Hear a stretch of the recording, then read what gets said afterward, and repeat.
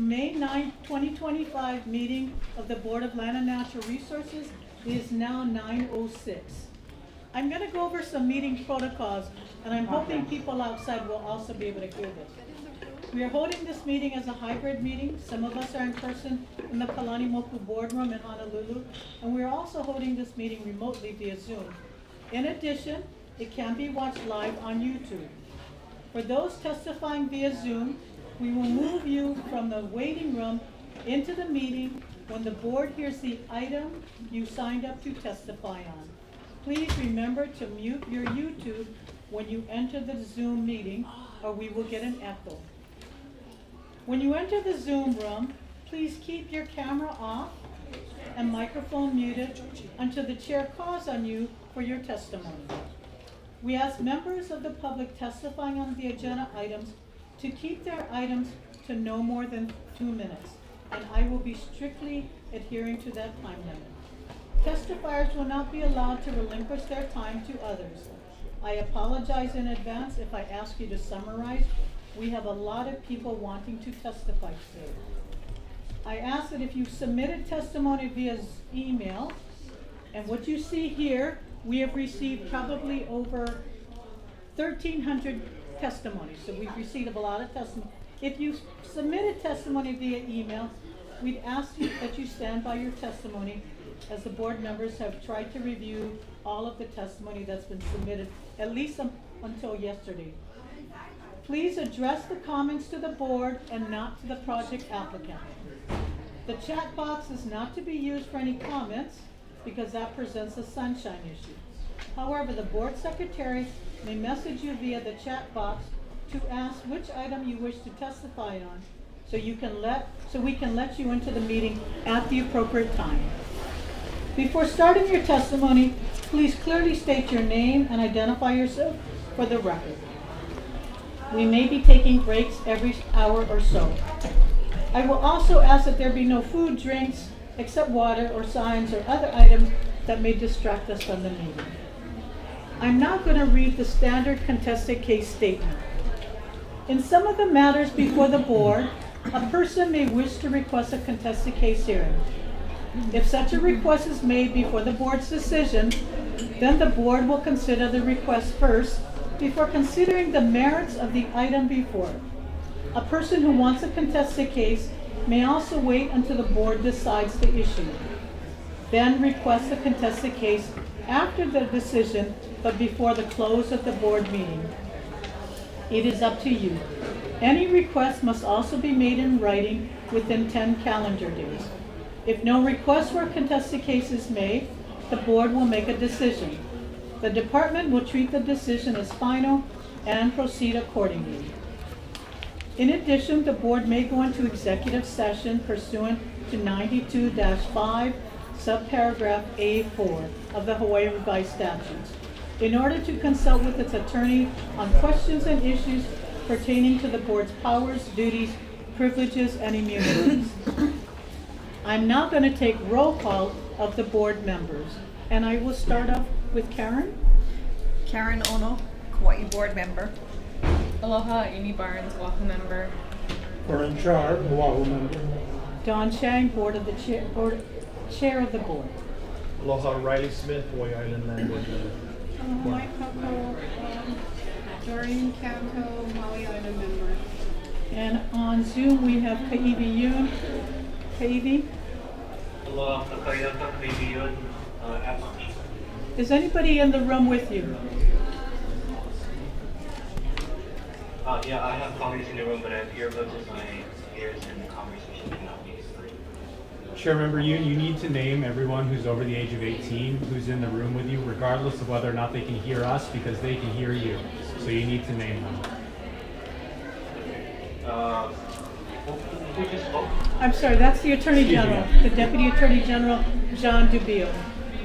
Oh, hi John. Okay, no problem. Hold on. David, David, what's your last name?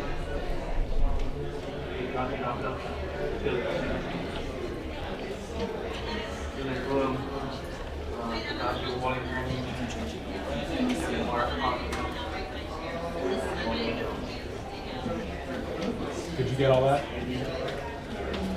It's on the report. I think it's, Okay. all right, thank you very much. I'm now going to introduce the staff. Our board secretary today is Rihanna Wright, and our deputy attorney general is John Dubio. I am going to go over some of our agenda protocols.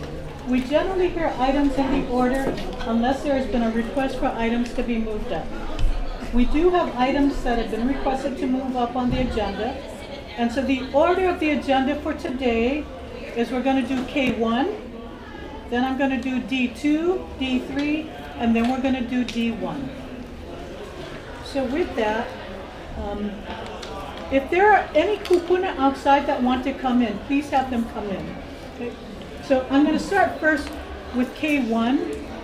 And generally the way that we do the meeting is staff will do a presentation and then the applicant may also present after that. Michael? Thank you. Good morning, Chair, board members. Michael Kane, Administrator, Office of Conservation and Coastal Lands.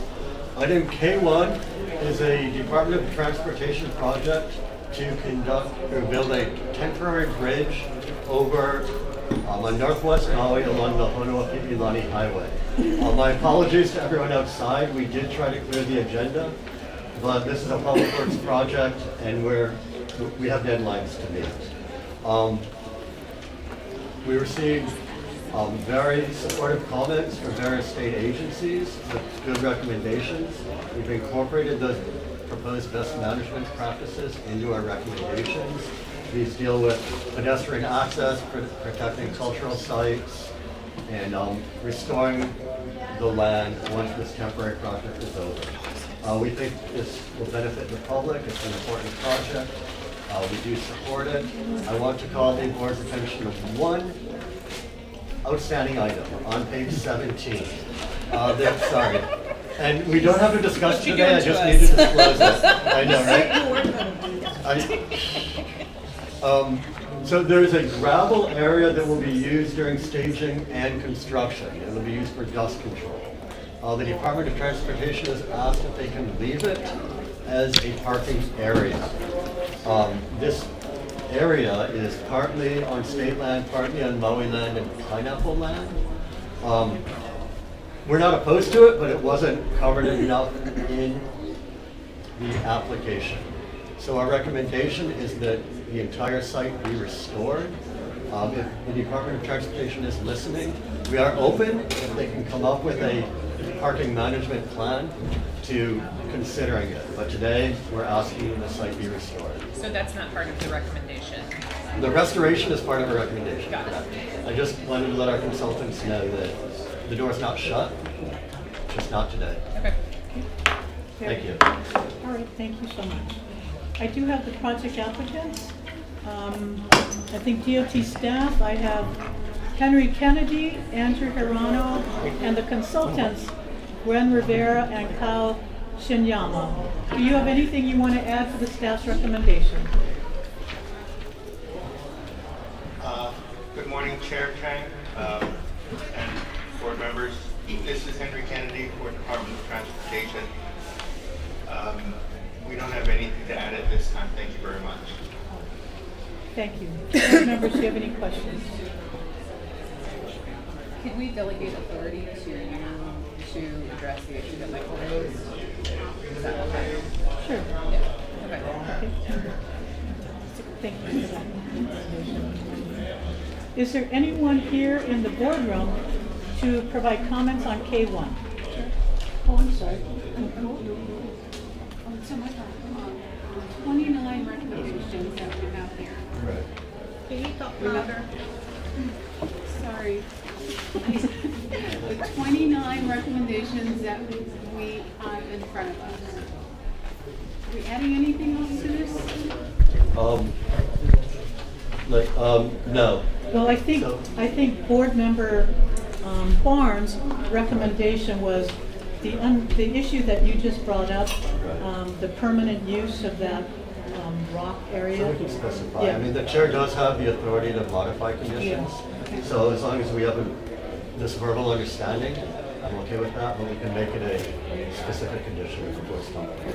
'Cause that- Well, my suggestion was just that we make an amendment to the staff recommendation to delegate authority to the chair on the use of the gravel staging area and their ability to leave it in place in the future. If that's amenable to you as the now item written. You okay, Paul? Okay. A little difficult to hear, but I it's know, I'm okay. sorry. I'm sorry. I'll use my big voice. Yeah, we are gonna have to talk louder, so. Yeah, okay. And Henry, do you have any objection to that? No, no objection, thank you. Okay, thank you. Is there anybody on Zoom, Brianna?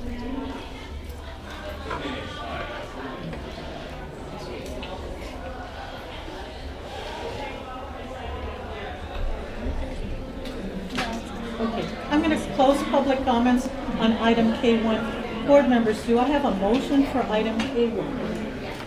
Chair, I make a motion, and I also need to include, also looking for 30, item number 30. I'll second the motion with the recommended amendment to add an item 30, delegating authority to the chair to consider the applicant's request to leave the gravel staging area. Okay, you're okay with that? Cool. Okay, a motion has been moved and seconded to amend, to accept staff's recommendation with the amendment to add a new condition, not 30. All in favor? This is a first vote, so let's do a roll call. Brianna? Member Ono? Aye. Member Barnes? Aye. Member Todd? Aye. Chair Chang? Aye. Member Smith? Member Council? Aye. Member Yu? Thank you. The motion passes unanimously with 7 votes. Thank you very much, Michael. Thank you. Thank you. We're going to now move on to item D2. So Candace, are you here for that? Or do I have someone from Landon? Oh, thank you, Ian. Thank you so much.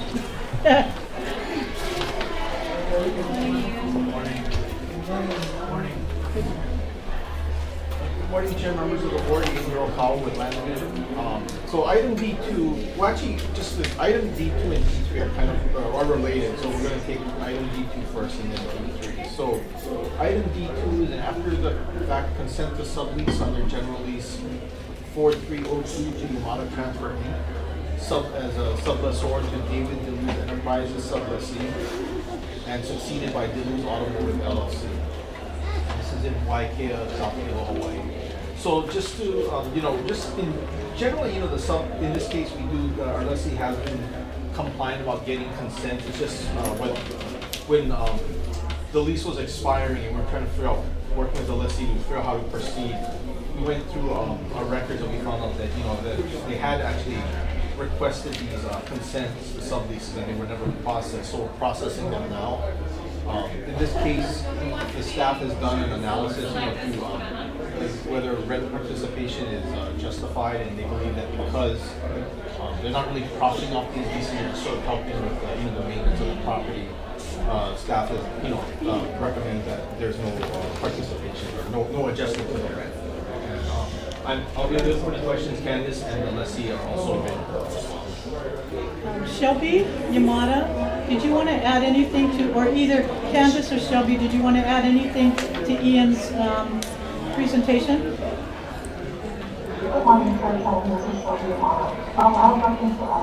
Thank you. Candace, did you want to add anything?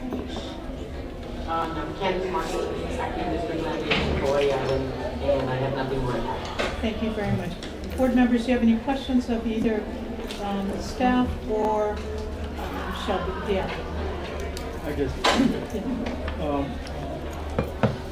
recognize that the reason for this extension is because there had been an application to extend, but that's still in process. Well, yeah, the lessee did,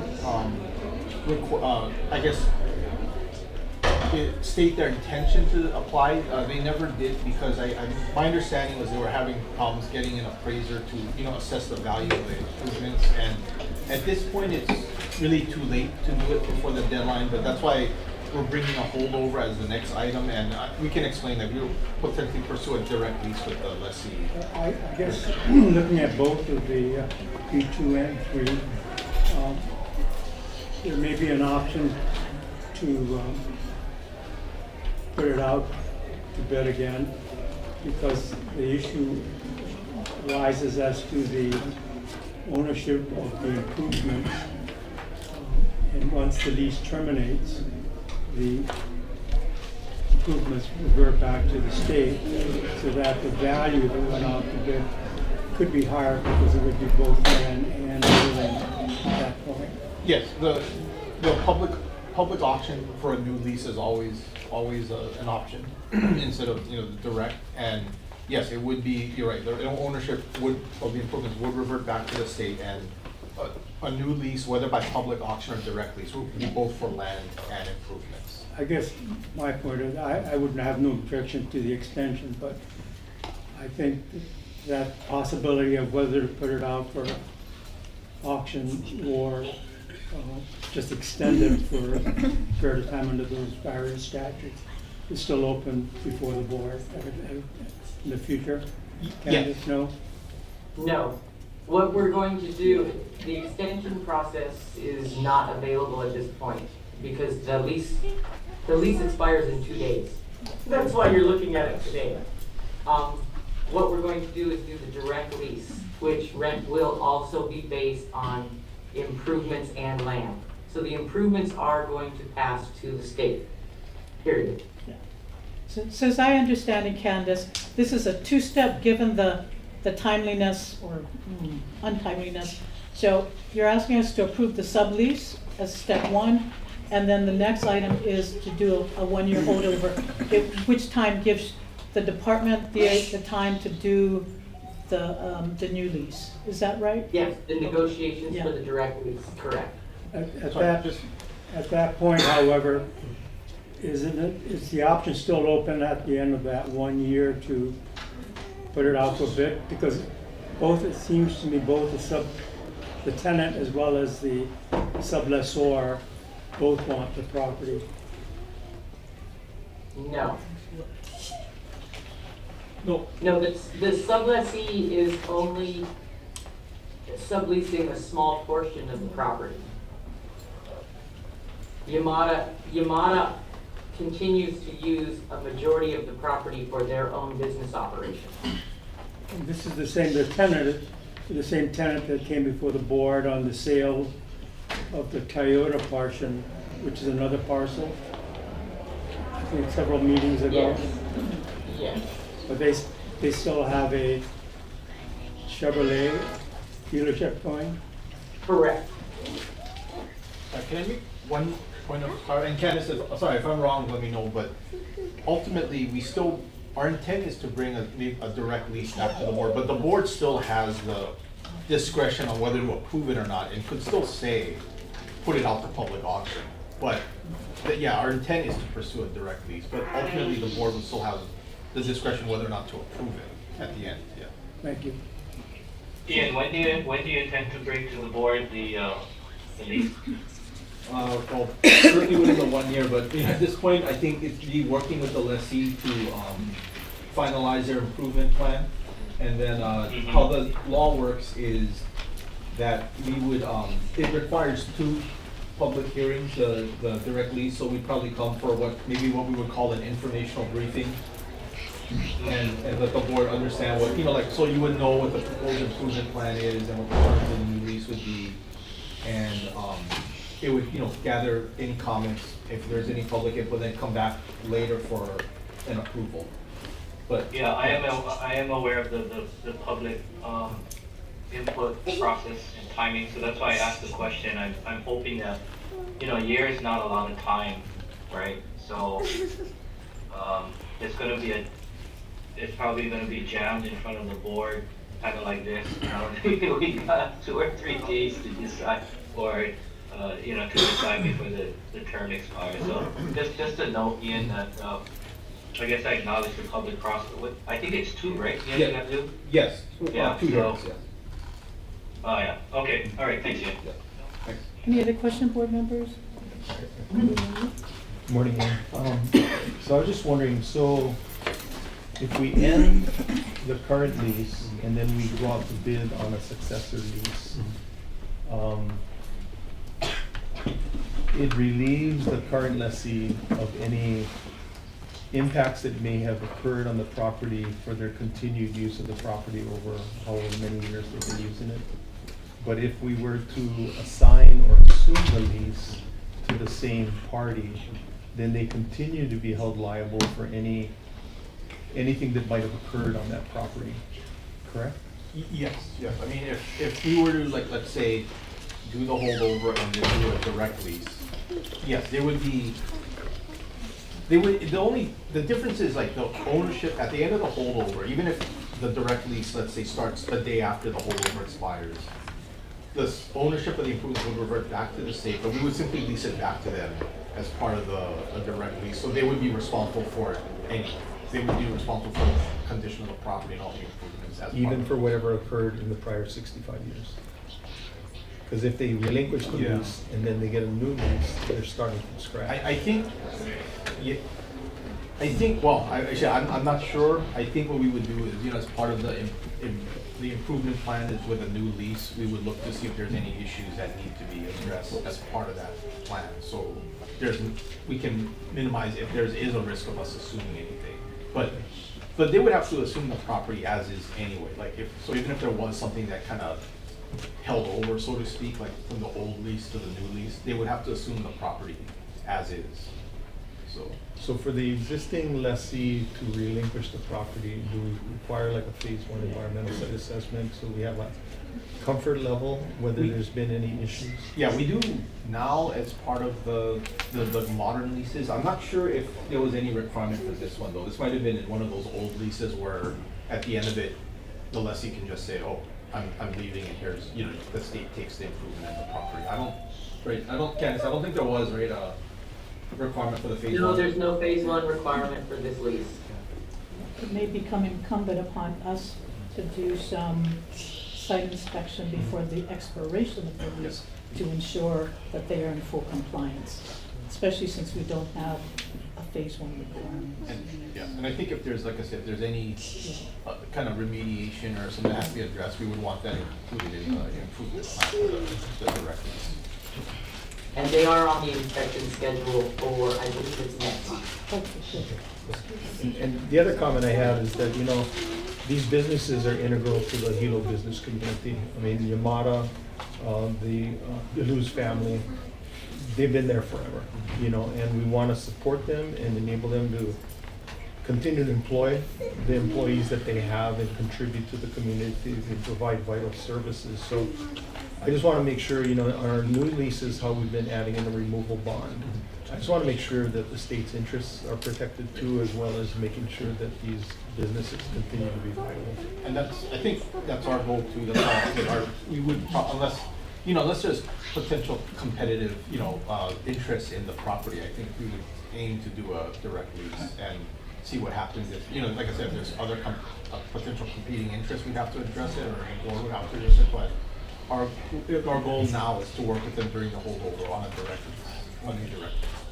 And then one last question, and I think maybe Candace might know the answer to this, is I'm thinking maybe 6-8 months ago, the land division came before us because Yamada and Sons had some subleases that maybe the division wasn't totally aware of, and so we kind of did a cleanup where we approved all the prior subleases. I mean, that's one of the buildings on this property, right? I think that might be another Yamada lease, but because we got an extension. Different location, okay. Yeah. All right.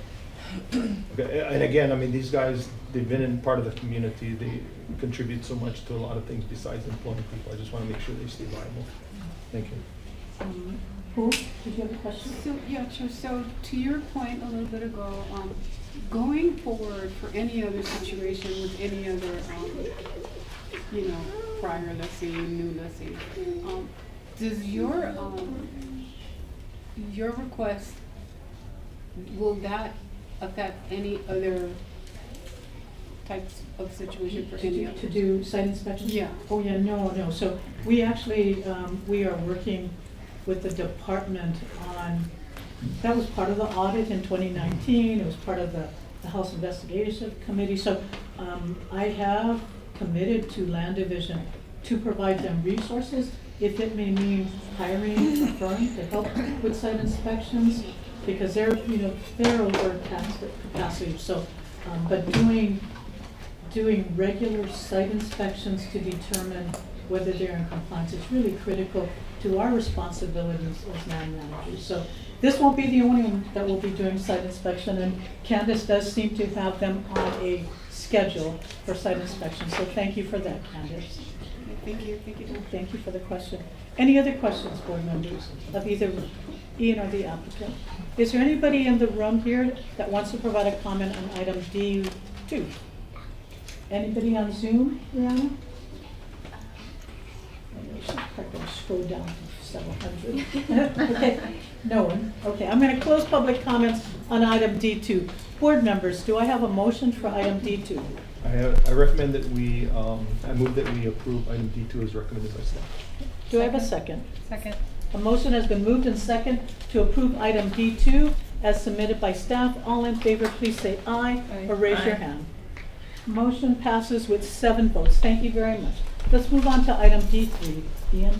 Item D3 is to, again, tied to D2, approve a 1-year holdover of the general lease S4302 to Yamada transfer, as well as require the lessee to post a removal bond covering the cost of removal or cost of removing all improvements from the premises at the end of the holdover period, in the event the board elects to, you know, to actually engage with such removal. And this is in Waikea, South Hilo Island of Hawaii. So basically, this is tied into the prior action. Again, what this is a maybe what I would call a sort of interim process, because ultimately the lessee, you know, had issues preparing their application for an extension, and at this point we just don't have the time to process and get it to the board. So our proposed solution is having a 1-year holdover and working with the applicant on doing a potential direct lease under the new act that passed last year. And as part of it, even though it's not required in the act, we do want to have as part of the requirement the lessee to do an improvement plan similar to what's required under the Act 49 lease extension. Because what we don't, well, one, we do want as a whether it be a new lease or extension, we do want, you know, the improvements to be maintained in good order. And secondly, we don't want to create a situation where we have lessees saying, well, I'll just go for a new lease, a new direct lease instead of an extension, so I don't have to do the improvements. So, you know, we want to hold the same standard, whether it's a new direct lease or an extension. And again, in this case, you know, like we said before, the difference though is that at the end of the holdover period, if a new direct lease is approved and it begins at the end of the holdover, the improvements will revert back to the state, and the direct lease will include both the land and improvements to the lessee. And yeah, and then again, finally, if while we do that, because there are the 2 hearings, if during the first hearing when we find out that there's again competitive interest in the property, then that's something we're going to have to reassess at that time. So I make sure that the lessee understands they're not entitled to a direct lease, but that's what we want to pursue with them. Questions? Shelby and Candace, did you want to add anything to item D3? Thank you. I'm looking for this. Thank you for considering the items. Okay, thank you very much. You have a lot of work behind you, Shelby. One quick question. How many people does Candace and Shelby have to do these site inspections? Well, she's with Yamada and Sons. Candace, what's your staff capacity on Hawaii Island? 2. Thank you. And me. And they do a great job. Thank you, Candace. Okay, is there anybody, seeing no questions, is there anybody in the room that wants to provide a comment on item D3? Is there anybody on Zoom? I'm going to close public comments. All right, board. Do I have a motion on item D3? I have a question for you. Oh, I'm sorry. No. Oh, I'm sorry. Go ahead. So Ian, just conceptually looking at this, we currently have a ground lease. So the current lessee built the improvements. but their rent is based on just renting the ground. Right. When that lease terminates in a couple days, the physical improvements above ground are conveyed to the state. Well, if the board approves a holdover, then the holdover will keep improvements with the lessee, because that'll just hold over the old lease for 1 year. But yeah, at the termination of the holdover, yes, you're right, the improvements will revert back to the state. Okay. And I guess the point I was getting at is a ground lease has lower revenue expectation than a building and a ground lease. So when we go forward with the future lease, since it may be the same lessee, but now the state owns the improvements, they're going to be paying us more for the improvements because it includes the buildings besides the land. Conceptually. Yeah, yeah, I was gonna say theoretically, but yes, I agree. Okay, I'm good with that, thank you. Thank you. Do you want to make a motion? Yeah. Ian, question. Ian, so the holdover, correct me if I'm wrong, is what, 1 year max? Yes.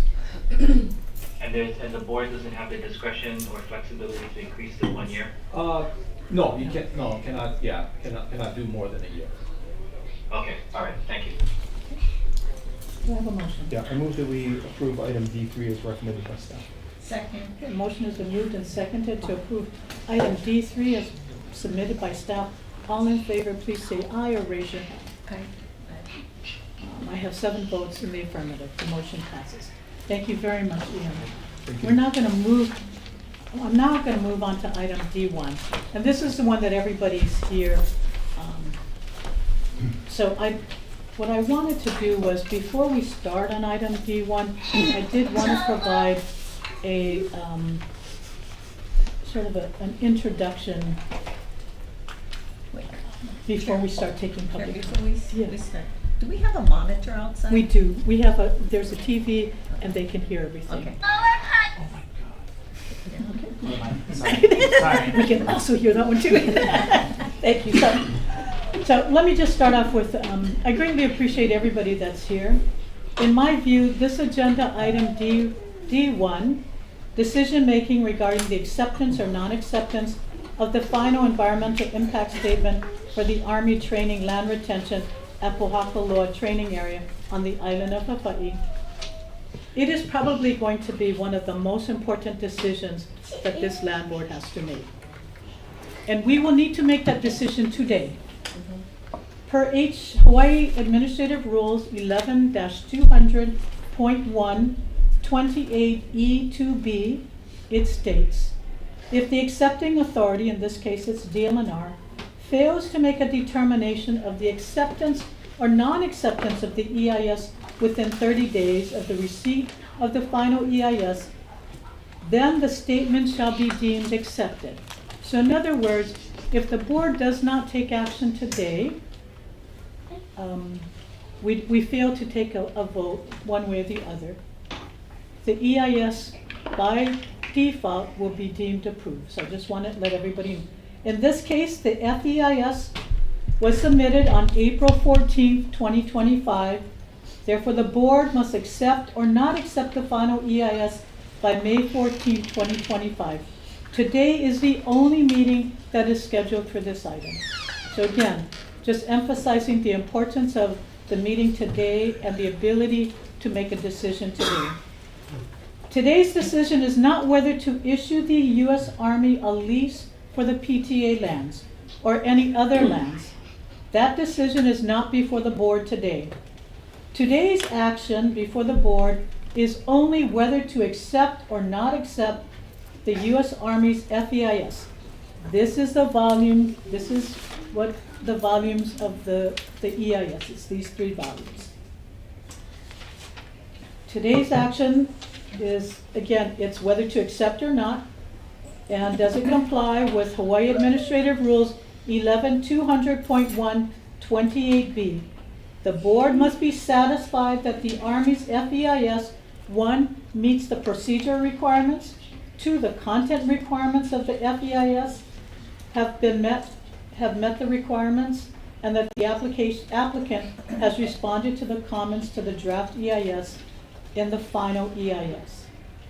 Thus, Given the time-sensitive and significant request, I'd like to provide an overview of how we're going to proceed on item D1.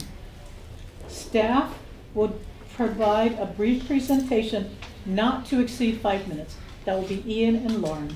The applicant, the U.S. Army Garrison, will provide a presentation also not to exceed 5 minutes. Then I'm going to take public comments. I'm going to provide the opportunity for Kupuna to testify first, those who are in the boardroom or who may be outside. And then I will then go on to those who have signed up to provide comments in the Kalanimoku building. And then I'm going to proceed with the Zoom participants. You will all have no more than 2 minutes to provide your comments to ensure that we can hear from as many people as who would like to provide comments. We're going to give 2 minutes. I'd ask you to look at the screen. I've also asked board member Riley Smith. He will notify you when you've got 30 seconds left and then when we've got to stop. If it says stop, I'm going to ask you to end your testimony. And I apologize in advance if I offend anybody or I ask you to summarize. I will stop at the 2 minutes. We have received again probably over 1,300 public comments to date. If you've provided written comments, we'd ask you stand by them. I'm also going to ask the board members to hold all questions until after we've concluded the public comments. In order to provide the board members sufficient time for deliberation towards this decision, knowing that we need a quorum. There are 7 members who sit on the board. We need to have at least 4 votes, either to accept or not to accept. So we are going to lose quorum probably like about 5:30 or 6 o'clock because they do need to travel back. So I am probably going to try very hard to take all public comments by 4 o'clock. Okay? So manage everybody's expectation. I need to provide everybody who wants to provide a comment the opportunity to provide a comment. But I'd also like to provide the board an opportunity to deliberate on this matter. Okay? So, Chair, to that point, I have a break in my time on around 11:30, and I'll rejoin the board at around 2 or 2:30. Just FYI. okay. Sure. You may. Okay, that's fine. You may end up needing to have to review some of the YouTube so that you are comfortable making a decision. But thank you for letting me know that. Okay? Got it. So with that being said, again, thank you everybody for being here. And I'm going to now proceed with the presentation by staff, and then we'll let the Army proceed. Thank you, Chair, members of the board. Just maybe make a quick comment before Lauren starts her presentation. So I just want to kind of maybe give a little comment about the approach of the submittal. I mean, normally the board sees a sort of what I call an affirmative recommendation to either approve or deny an action. In this case, given the very significant nature and the what I'll call very high public interest in this matter, what we're doing is kind of deferring on a recommendation and presenting our sort of just our pure analysis of the document, and we would encourage that we're just, we are one perspective. There's a lot of other folks, a lot of other people that want to give their own, and the board consider all of it as appropriate in making its decision. So, we're just going to present our analysis, and again, we'll be available for also just present our analysis. And just as the chair noted, just very quickly, this is about, the question or the issue before the board today is, does the FEIS adequately disclose impacts to satisfy the requirements of HRS 343? We're not talking about, or not considering whether to do a lease or considering whether the Army should be there or not. Simply, does the FEIS meet the criteria for acceptance? Morning, Chair, morning, Board. Lauren Yasaka, Staff Planner at Land Division. Before we get into the FEIS analysis, I kind of just want to go over briefly the process, where we are in the land retention effort, and then also the EIS process, so that everybody here, including those here to testify today, understand kind of the process that we've gone through so far. So the state lease for PTA ends in 2029. The Army has requested to retain the state lease lands, and in order to do so via a new lease, they will need to comply with HRS Chapter 343, which is the environmental review process. This includes today's decision making on the final EIS. Depending on the outcome of today's meeting, the Army may need to come back to the board regarding matters of regulatory compliance, including matters involving the conservation district. Once all the state's requirements for a lease application have been satisfied, then the Army will need to come back to the board regarding the decision on the issuance of a lease itself. So currently, right now, we're in the environmental review process.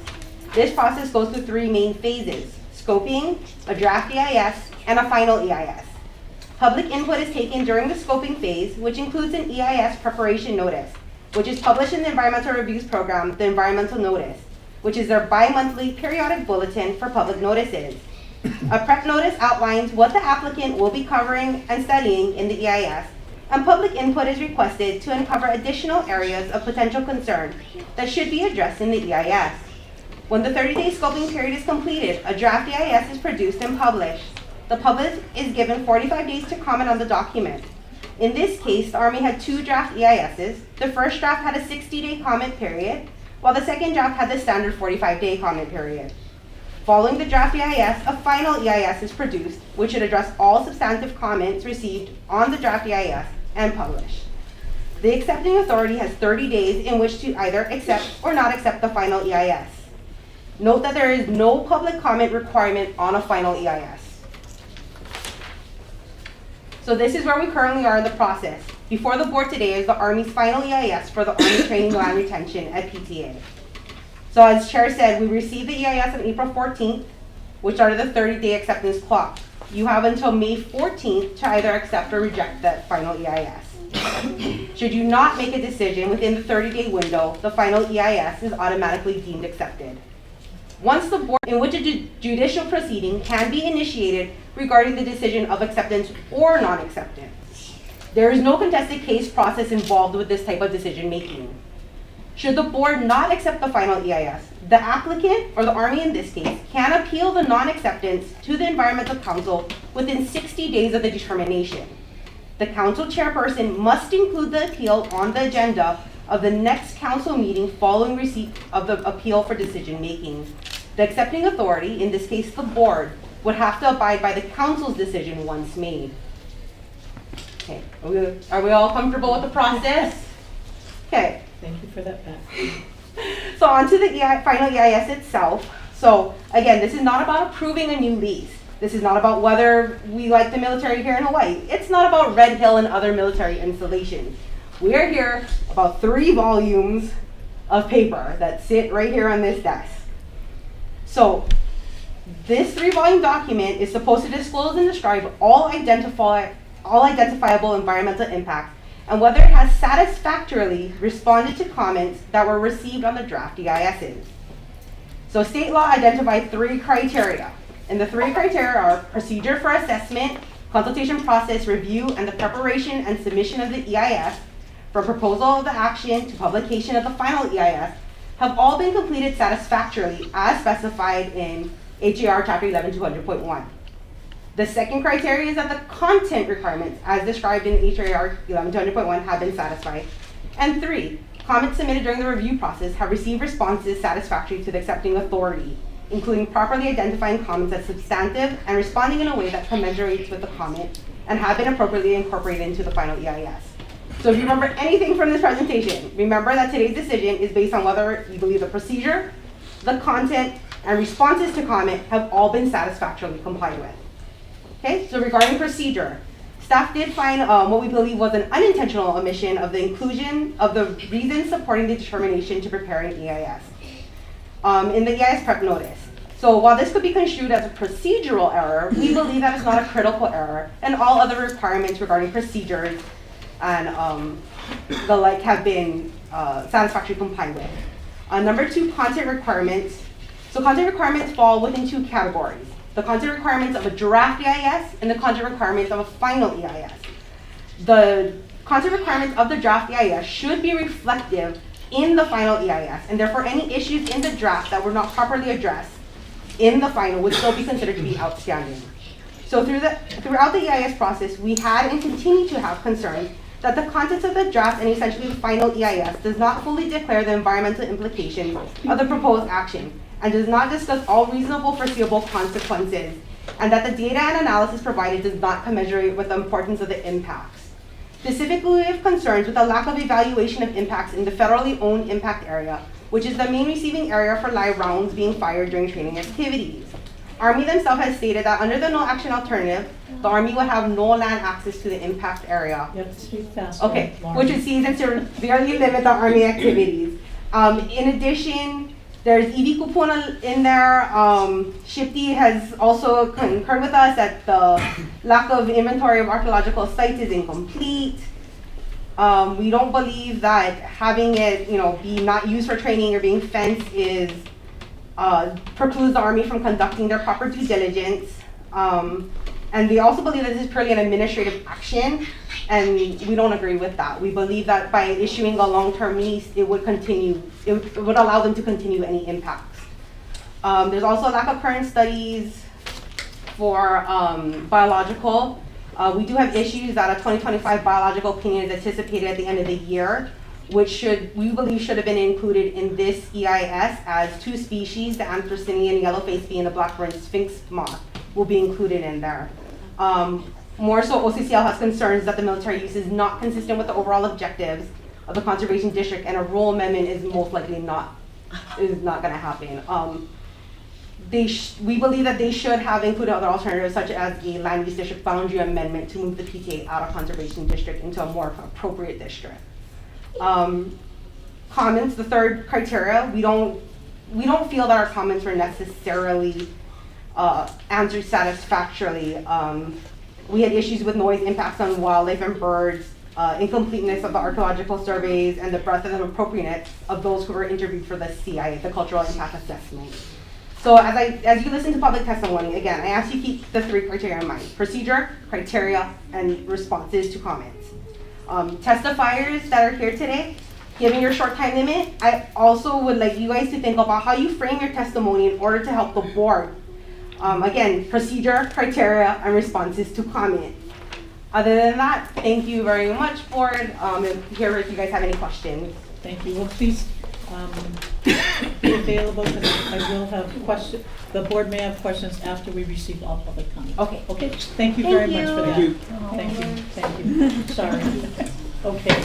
I know Ian used some of your time. That's why. I know. I can't talk. Okay. With that, I'm now going to take comments from the Army. Please come on out.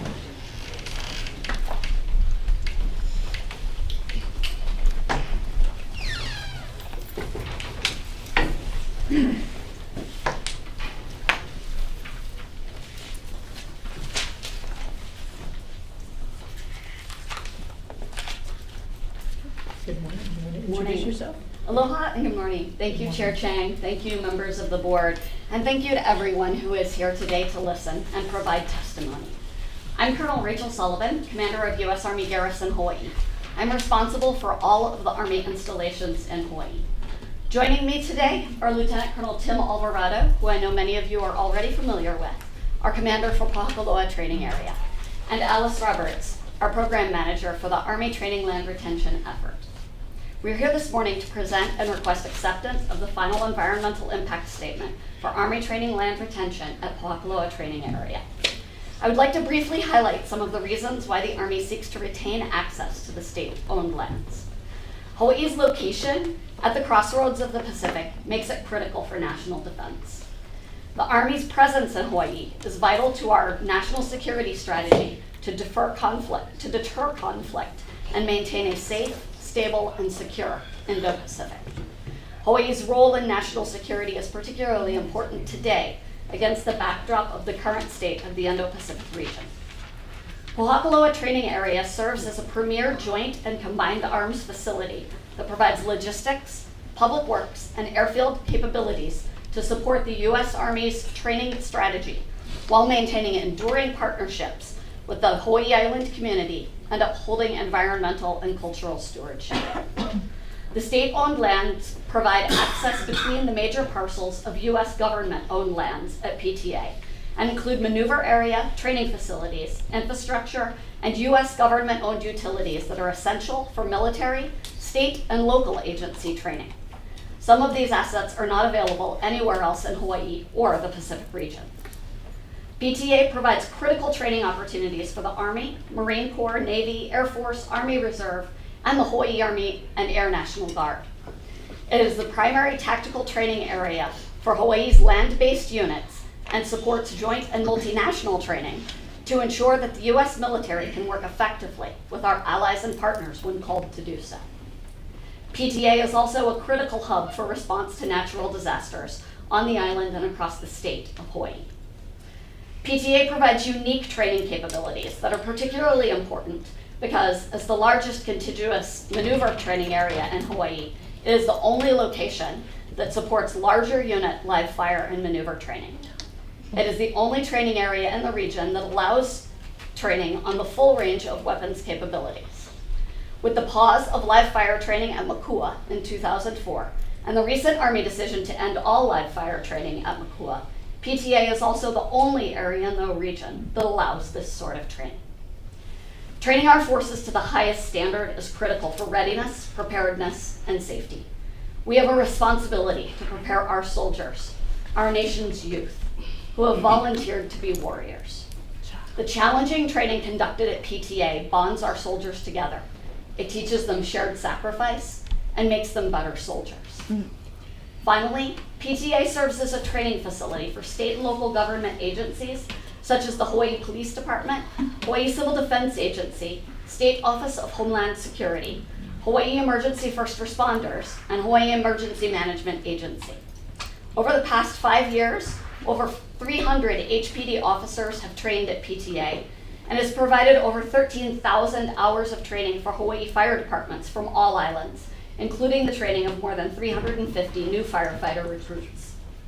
In summary, PTA is a critical training facility that provides unique training opportunities for the Joint Force as well as our state and local partners. The state-owned land is an integral component of this ongoing training. I will now turn it over to Alice, who will briefly discuss and answer questions related to the HIPAA-compliant final EIS. Thank you. Good morning, Board. Thank you for this opportunity. My name is Alice Roberts. I am the Program Manager for the Army Training Land Retention Effort, and I will discuss the EIS and address any questions that the Board may have about the project or the EIS submission. To conserve time, I'm going to go through some of these items fairly quickly. The Army currently leases 23,000 acres of land at Pōhakuloa training area from the state of Hawaii. The leases expire in 2029. For everyone's awareness, the EIS process is one of the steps in a multi-year real estate process. The EIS process has allowed the Army to give the community an opportunity to comment, and we have heard those comments and recommendations from reviewing agencies and the public. The Army began the scoping process in 2019. At that time, we did not receive any comments from DLNR regarding the contents of that scoping approach. In 2022, the Army published the first draft EIS, which the Land Division asked that it be revised and put out for additional public comment. We then developed a second draft EIS. The EIS team worked diligently to ensure that all comments were reviewed and that substantive comments were adequately addressed in the second draft. Some of the changes that were made from the first draft included revising the proposed action to no longer retain 250 acres of land administered by the DHHL and analyzing of the impacts of a lease retention method in addition to the impacts of a fee simple retention method. Following public meetings and receipt of additional public comments, the final EIS was developed. It was published in the State Hawaii Environmental Review Program on April 23rd, 2025. The proposed action, which is the retention of up to 22,750 acres, is a real estate transaction that allows for the continuation of military activities, including training and conservation management of the cultural and natural resources for which we have the privilege of caring. The Army is not proposing new constructions or changes in military and training. And it should be stressed, all training currently conducted at PTA has been subject to prior NEPA analysis and resulted in mitigation measures, many of which are ongoing. The NEPA compliance for ongoing training is documented in tables ES1, 3.1, and is fully described in Appendix E of the EIS. Final EIS examines the impacts of retaining leased land either through fee simple or new lease to determine how much land should be retained and whether impacts vary by retention method. The final EIS does not make a recommendation on how the land should be retained, i.e. fee or lease or exchange. Alice? Yeah. I'm sorry. your time is up. Do you want me to address the issues that were in the submittal? So will you take that as your testimony? Because this was the Army's presentation, and we'll let you do that as your testimony. So you'll have 2 minutes. Right now? Yeah. Okay. I'm going to just move on to the issues that the state had That with would the be great. submittal. That would be helpful. The lack of evaluation of PTA impact area for cultural resources. The Army has previously conducted National Historic Preservation Act Section 106 consultation for the continued use of the impact area and with the acknowledgement that intensive pedestrian survey cannot be conducted within the high hazard impact area. The programmatic agreement was signed in 2018. The state, Native Hawaiian organizations, and lineal descendants are party to that agreement. Please note that portions of the deaded impact area have been surveyed for cultural resources, and one burial site has been documented and is currently protected through avoidance with a large buffer. Although DLNR asserts that ESACI was directed early in the process to consider the impact area, the Army has no record of that assertion, and as indicated above, no comments were received from DLNR during scoping. Related to incomplete surveys of state leased land. To date, approximately 83,000 acres of land at PTA has been subject to intensive pedestrian survey, that's at 50 feet intervals, to include the majority of state-owned land. In July 2020, Dr. Downer, then administrator of the State Historic Preservation Division, or SHIFD, agreed that existing surveys could be used to fulfill the requirements of the proposed action. Approximately 16,000 acres of leased land have been subject to intensive archaeological survey. Approximately 2,000 acres have not been surveyed due to an 1843 lava flow, which is dangerous to survey on foot and is unlikely to contain cultural resources, and approximately 1,600 acres that were subject to aerial survey. Also not surveyed is the steep talus foot slope of Mauna Kea has also not been subject due to the degree of slope and difficulty traversing, and is also unlikely to contain cultural resources. The stringent requirement proposed by DLNR is contrary to findings for prior applicants, for example, the East Maui water lease, where aerial and windshield survey was found sufficient. To date, 105 archaeological sites have been identified and recorded to the traditional Hawaiian sites. Approximately 79 is 29 lava tubes with evidence of habitation, 26 volcanic glass quarries, 7 Pōhakuloa pit complexes interpreted to represent procurement of u'a'u, 6 habitation complexes, 2 trails, 2 ahu, and 7 artifact scatters. Also within the lease lands are 4 sites with iwi kampuna that are preserved in place and that have special protections. With regard to the statements related to the 2022 recovery of items from a lava tube on state leased lands. In July 2022, objects were identified in a lava tube on state leased lands from DLNR, Office of Hawaiian Affairs, and the Hawaii Island Burial Council, and consulting parties were notified within 1 to 3 business days. Consulting parties and lineal descendants visited the site in August of 22. Because of an ongoing wildfire, the consulting parties requested that the items be moved to the Army Curation Facility. Consulting parties indicated that they did not want photos of the items or for them to be shown to anyone else. Following consultation meeting in 2023, the Army staff met with DLNR and SHIFD to discuss fines, and there was agreement that the Army would continue to follow the NAGPRA process. Alice, I'm so sorry. Okay. Yep, I appreciate that. And I am going to have to hold everybody accountable, whether you're the applicant or member of the public, okay? So, and I think a lot of your comments are may also be in the document, but thank you.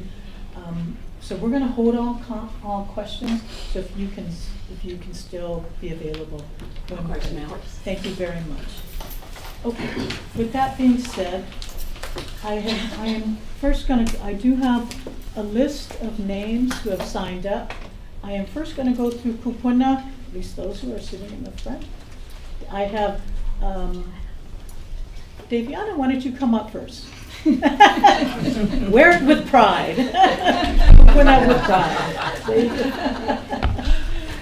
Aloha kako. Aloha. Deviana Kamaikai McGregor. No ohau ohana limahana mai kolualoa Kona Hawaii. Me ka ohana limaha alulu mai haula o Ahu. Me ka ohana protect kaholave ohana mai kanaloa kaholave konua ula Maui. We have submitted testimony which we stand upon. I want to just highlight 4 points. First, the Army fails to provide a complete inventory of archaeological sites within the state leased lands, and the DLNR staff also pointed that out.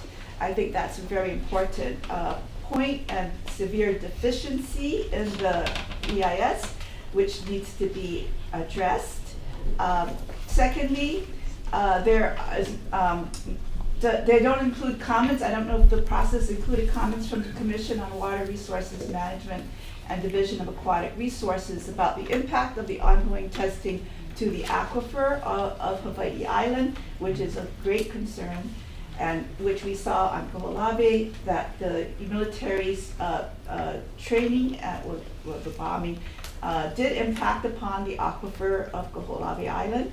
And third, the military has not demonstrated that they are able or willing to adequately clean up areas of Hawaii, clean up the area after using contamination. They could very well demonstrate this, and they have not. On Kaho'olawe, we had a memorandum of agreement which was signed on May 6, 1994. They were going to clean up 100% of the surface and 30% to a depth of 4 feet.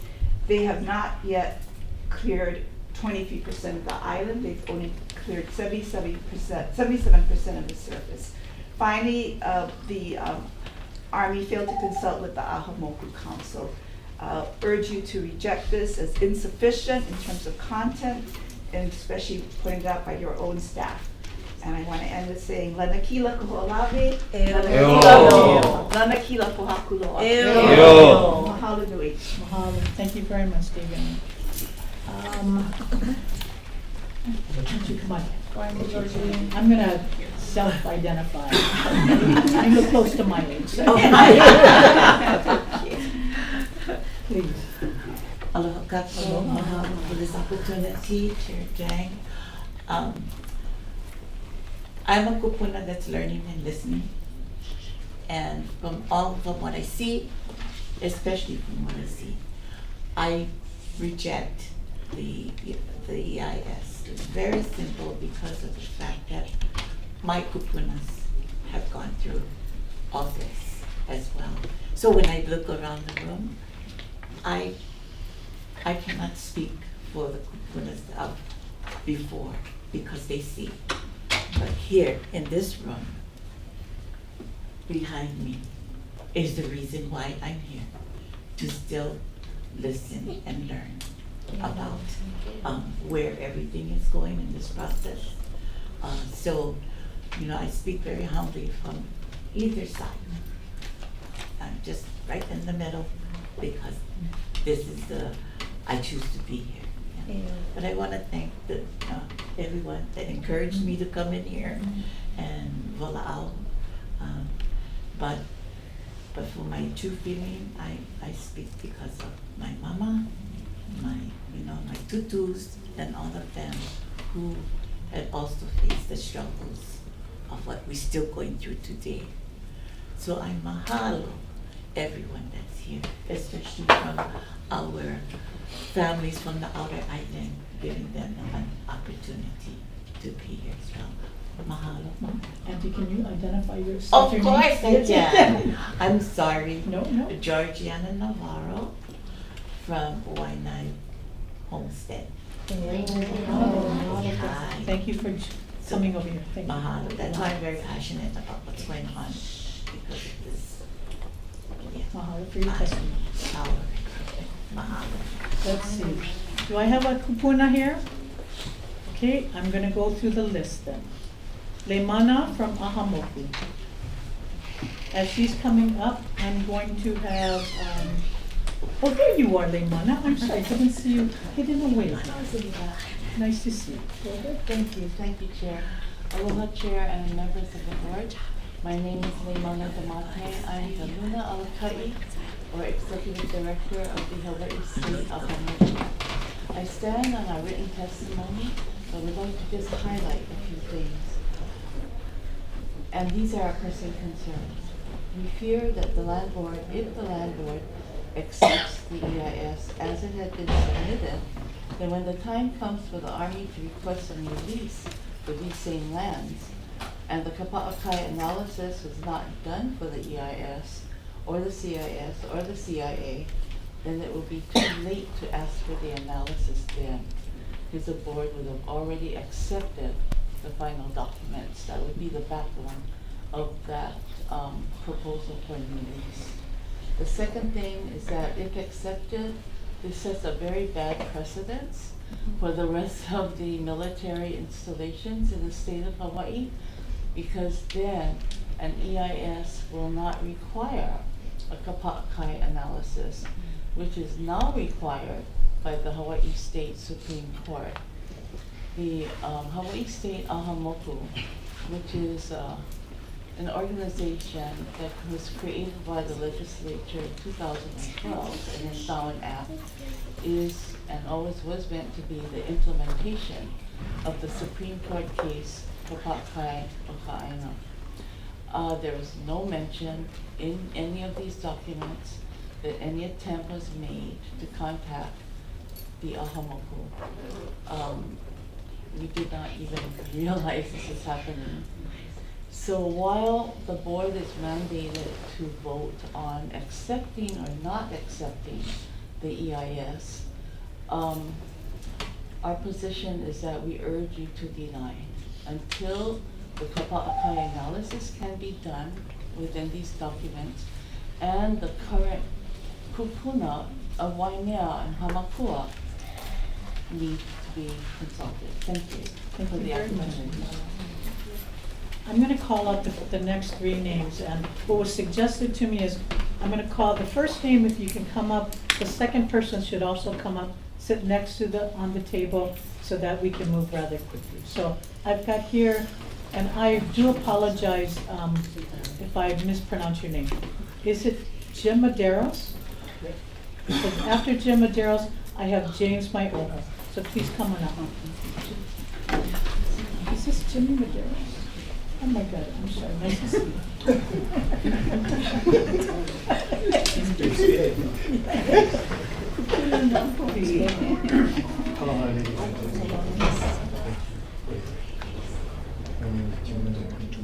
I'm from the Big Island, and I'm here to testify about those Mokus that are in question.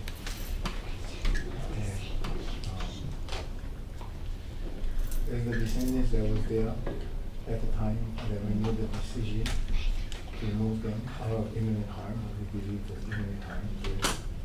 At that time, our intentions was to just get it out of harm's way and have it returned back because of its secret objects, that's something cool.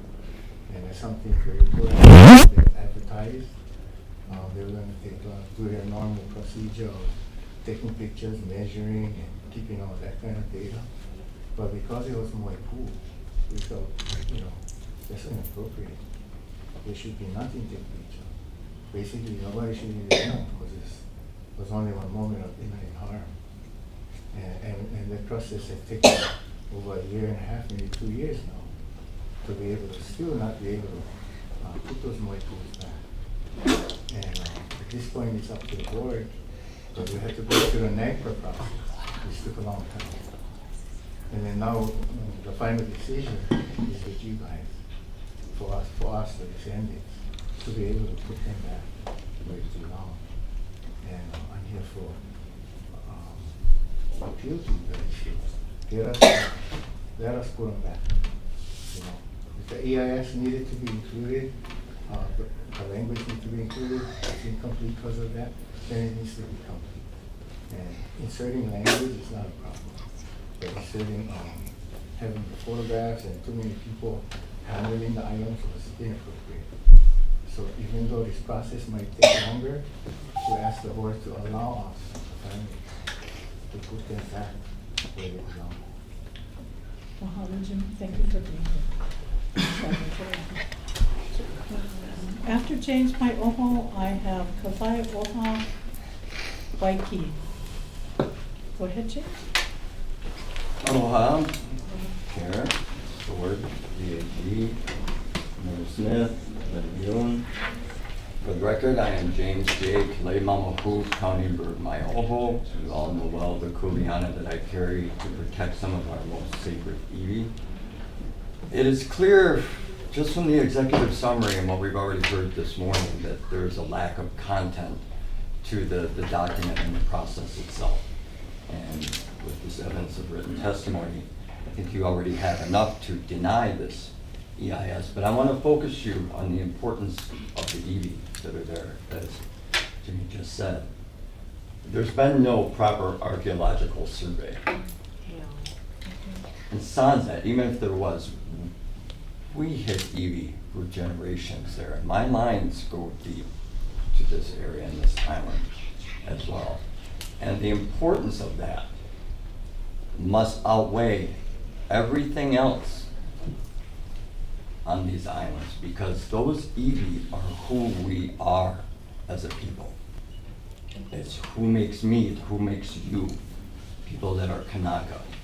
Protecting them and all of our Moku should be of the utmost importance to the people that we elect and appoint. There have been a series of unfortunate missteps and incidents where there has been contention and improper care of iwi, from Kawai'i Hau Church to Kauai to Mauna Ala. It is imperative that you take this opportunity to make a statement now and start the process of correction and healing and focus on what is really important culturally and pono to the Kanaka and the Hawaiian people. Thank you. Thank you very much. Kawai, you go by Kawai Oha? Aloha, my name is Kawai Oha Waiki Anakanea from Waianae, and I'm here to stand on my testimony to reject the Army's environmental impact statement. Mahalo. Thank you very much. I next have Kane Nan. And I apologize. Your handwriting looks like mine, but I apologize. That's all right. No. If you can introduce yourself, I'm sure I mispronounced your name. Chair, ladies and gentlemen, my name is Kaue Laue from Waianae, and I just wanted to encourage you folks to deny the EIS. You guys get an opportunity. Every one of you sitting here, it's going to be a living legacy. It's one of the biggest decisions that you guys have the opportunity to be a part of, and all these on you. And just please think of the next generation of just little comments in the back, because they're the ones that are going to have to live with your decisions that you folks make today. Just have a blessed day. Thank you. I next have Makoa Freitas and Kili Noa. So they can both come up after them. I have Miley and Alaka. Go ahead, Makoa. Aloha, Chair, members of the board. Mahalo for having us today. My name is Moku. I am Mokupuni for Ka'aui, Hawaii, ALOHA ΑԻNA. Saha is more commonly known as ALOHA ΑΙNA. And we're made up of a bunch of branches across the Hawaii Island. We're here today to strongly urge the board to vote no on accepting this FEIS. We oppose both the retention of any lease at Pōhakuloa and the acceptance of this deeply flawed and deceptive environmental document. Pōhakuloa is not just a property, it is a Hawaiian crown lands and is therefore used for the benefit of the Hawaiian people. It is Wau'opua, sacred land, and part of the national territory of the Hawaiian Kingdom, illegally occupied by the United States.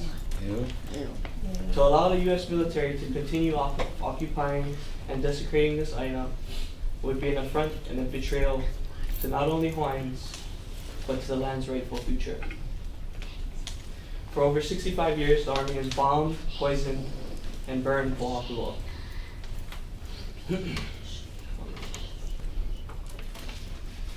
They have caused irresponsible and immeasurable environmental damage with no accountability, no cleanup, and no end in their own sight. This is the consequence of giving the U.S. military free reign over our AINA, and it cannot be repeated. No different than Ko'olawe and Mokua, the Army does not need Pōhakuloa. Global military strategy is moving away from ground invasions.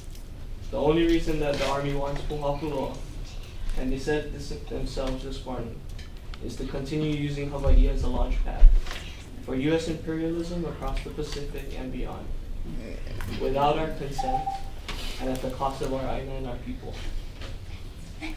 This FEIS is not a document of accountability, it's a document of evasion and disrespect.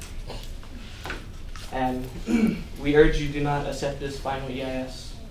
Do not allow the U.S. Army to retain lands at Pōhakuloa. Uphold your duty to protect Hawaiian land and the future of our AINA and the lahui that depends on it. Put it to a vote today. Please deny this. And the continued incarceration of Pōhakuloa. Free Pōhakuloa. Thank you, Moku. I have Kilinoi, after that, Miley, and then Alakai. Kilinoi. Aloha kako. Aloha. Vau Kilinoi na Zangaloi. My Hawaii Kumayo, more specifically Puna. I am an Okio member of Ka'ahui Hawaii ALOHA ＡINA, more commonly known as Hui ALOHA ＡINA. Specifically the Hilo branch who represents our membership of Hilo, Puna, Ka'u, and Hamakua. We strongly urge the board to vote no on accepting the Army's final environmental impact statement for Pōhakuloa training area. We oppose both the retention of any lease at Pōhakuloa and the acceptance of this deeply flawed and deceptive environmental document. I'm going to repeat what my alakai said. For over 65 years, the Army has caused irreparable environmental damage at Pōhakuloa. Like Kaho'olawe, Makua, and Kapukaki, the military avoids accountability, proposes no cleanup, and continues its destruction without any. This FEIS doesn't offer solution, it offers excuses. It acknowledges contamination but refuses to assess the damage or ensure our water and ecosystems are safe. The people of Moku Keawe, direct lineal descendants, protectors of Pōhakuloa, Ka'ohe, and Mauna Awakia urges you to uphold your duty to protect our land. Reject the final EIS, do not extend the lease. The future of our AINA and our lahui depends on your courage. E ho'omaui ke kupa'o na ke aloha AINA. Mahalo Kilinoi, Miley, and then Alakai. Aloha ina ohana. Aloha. I'm ready to ready. So like I had used ChatGPT to come up with some really fancy stuff to say. And then what I did is I went into Pule and my Kona encouraged me to say otherwise. That is my youngest daughter. And for well over half her life, she's been in frontline action. And as her makuhine, I'm deeply proud, but I'm deeply saddened that we have to take these measures. She has been a haumana of Kaiopuni. She knows her language, she knows her culture, but it's so interesting that she says she learns her history through me. Because there's certain flaws within the DOE itself that doesn't allow her to see certain things. So when I take her into spaces and encourage her to use her voice, raise up her voice, and know that she stands strong with 40,000 puna right behind her. And her lahui, very evident. We are all one ohana. She just returned home from Arizona from college, and the jacket that she wears today says, if found, return to Hawaii. And every time she comes home, it's more and more that she sees, and she's just deeply saddened by it. When we talk about the bombing of Pōhakuloa, we're talking about the bombing of our freshwater source. Ka'ohe is so very vital and important to the living iwi. We're talking about depleted uranium and cancerous things that are going around our island. We are the living descendants. And this is so very important. I urge you folks, please, to reject this final EIS. Because it holds no ground. It's even riddled within the documents that you folks have here. And I just, Yeah, thank you. You must be very proud of it. Okay, Alakai, and then after Alakai, I have Healani Simon. Go ahead, Alakai. Aloha, Chairperson Chang and board members. I'm here representing Kona for Palestine, a grassroots organization that is committed not only to the ending of occupation of Palestine, but of Hawaii as well, the demilitarization of the Indo-Pacific. We are here today to express our strong opposition to Agenda Item D1. We strongly urge you to vote against the acceptance of the FEIS that the U.S. Army submitted on April 14th before the 30-day deadline. Allowing such a careless and egregious FEIS to be accepted will erode accountability and transparency in the management of lands that are crucial to our communities, natural resources, and cultural practitioners. It is our position as persons of Hawaii that which the state is beholden to, that these lands are seized, Hawaiian Kingdom, Crown, and government lands, and are not for Department or of the state of Hawaii to lease or otherwise transfer to the U.S. military at all. DLNR staff expressly acknowledges deficiencies in the FEIS that require its rejection. See Hawaii Administrative Rules, Section 221-28A. The Army has failed to address key concerns of the people and the DLNR, such as cumulative environmental impact, the impact on the water table, not only from toxic runoff from lead, depleted uranium, and white phosphorus, but also the impact of bombing a central water aquifer for at least the last 60 years. Other concerns have been voiced many times, including cultural impact on Kanaka Maoli by being forcibly dispossessed from our sacred lands, cumulative impacts that so-called training within Pōhakuloa has on endangered species, which the Army is obligated to mitigate, the UXO in Pōhakuloa that the Army's inability to clean up or restore any of the occupied lands to pristine conditions, and the Army's failure to pay the rental fee of $1 for 65 years.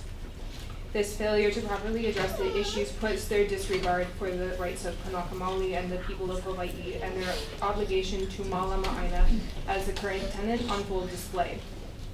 The board therefore has a kuleana to safeguard the lands that are held in trust by the state for the benefit of the Hawaiian people.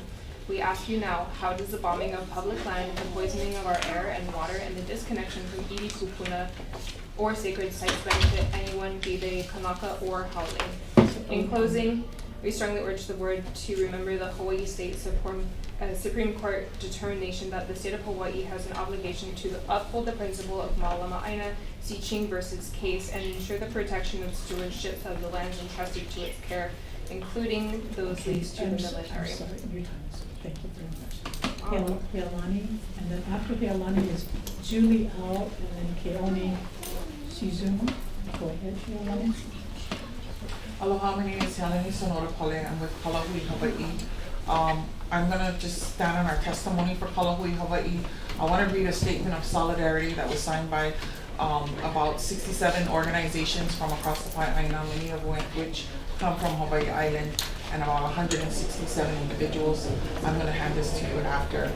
Our statement of solidarity, we, the undersigned, stand in unity to protect Pōhakuloa from continued desecration and destruction by the U.S. Army and uphold the rights of Kanaka Maoli to these ancestral lands which were taken without our consent.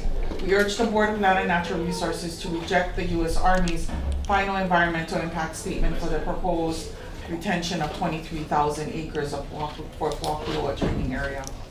This environmental review is inadequate. It is missing key information, including biological and cultural surveys. It ignores impacts to adjacent federal lands, a clear requirement under state law, turns a blind eye to threats to endangered species and their habitats, impacts to cultural resources and practices, and even the risk of aquifer contamination, and fails to fully describe alternative uses of the leased areas that could serve the public interest. The EIS fails to disclose the degree to which munitions continue to litter public land. The Department of Land and Natural Resources staff submittal itself calls out the Army for repeatedly refusing to address their concerns through the EIS process.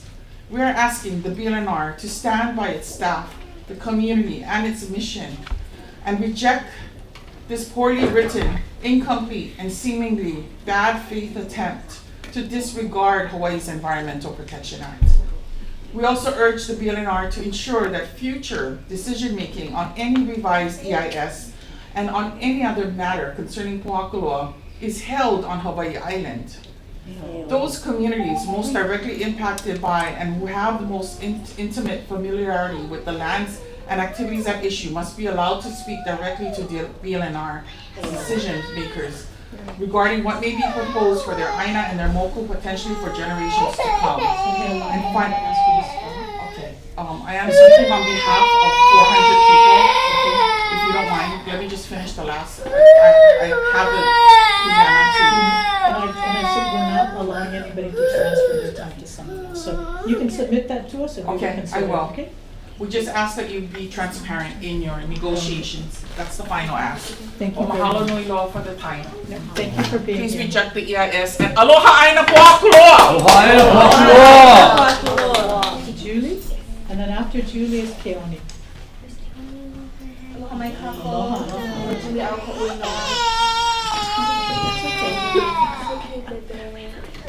I'm here today representing Aina Momona, a nationwide organization dedicated to achieving environmental health and social justice for the Native Hawaiian community. Our founder is Uncle Walter Reddy.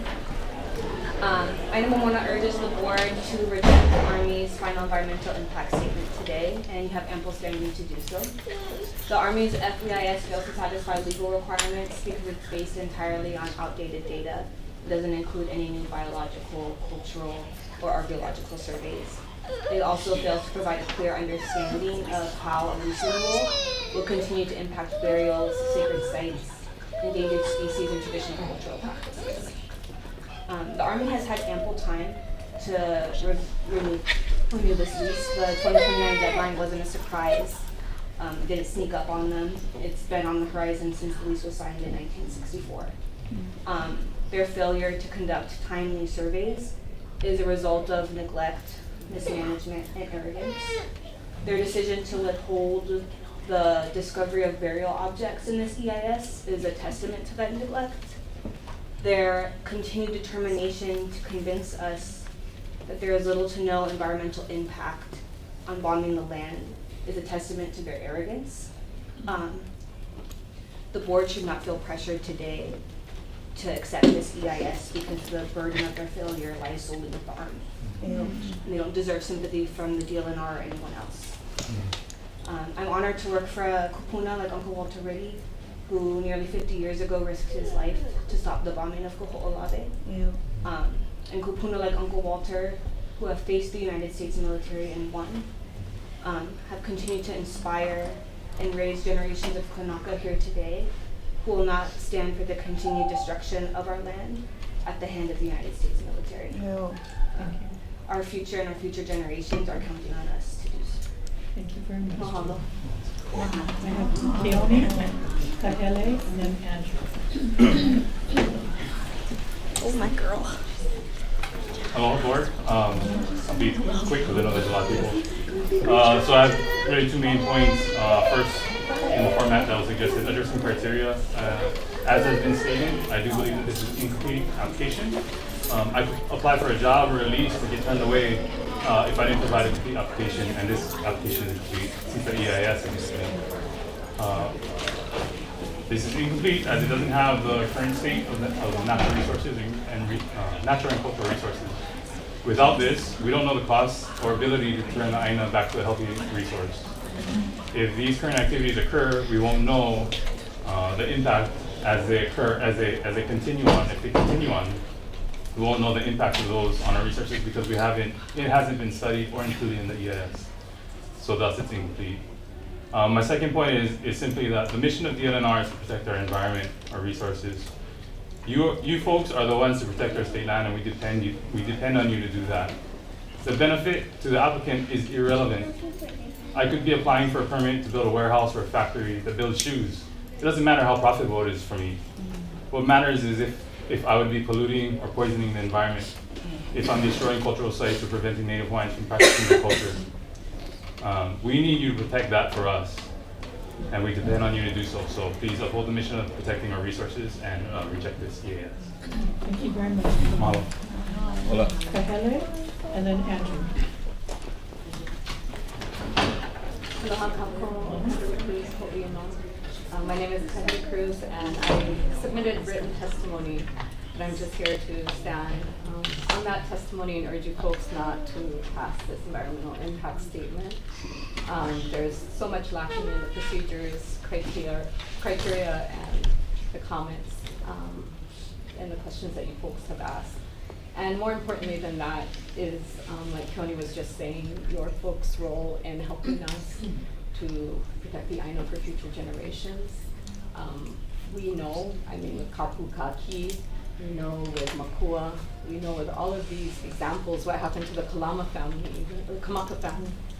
That land is made so people cannot be there anymore, where the water is not drinkable. People can't live there, people can't farm there. And I don't think we need to even question whether or not this will impact the land even worse than it already has. It's time to stop these things. America can defend itself in its own borders, not here. Mahalo. Thank you very much. Andrew, then after Andrew, I have Kavena. Go ahead, Andrew. Aloha, my name is Andrew Allen. I served in the U.S. Navy operating nuclear power plants aboard submarines for 6 years, so I'm familiar with military systems, technology, and strategy. I'm currently studying electrical engineering, and I've spent the past 18 months focused on unexploded ordnance, or UXO, detection technology. According to Army CERTA ESCCP Project Report MR 201227, demonstration of advanced electromagnetic induction models for live site UXO discrimination at Waikoloa, Hawaii. Only 50% of targets of interest were successfully detected using current state-of-the-art advanced geophysical classification AGC systems. This poor performance is primarily due to two factors. One, interference from natural magnetic soil signatures that create numerous false positives.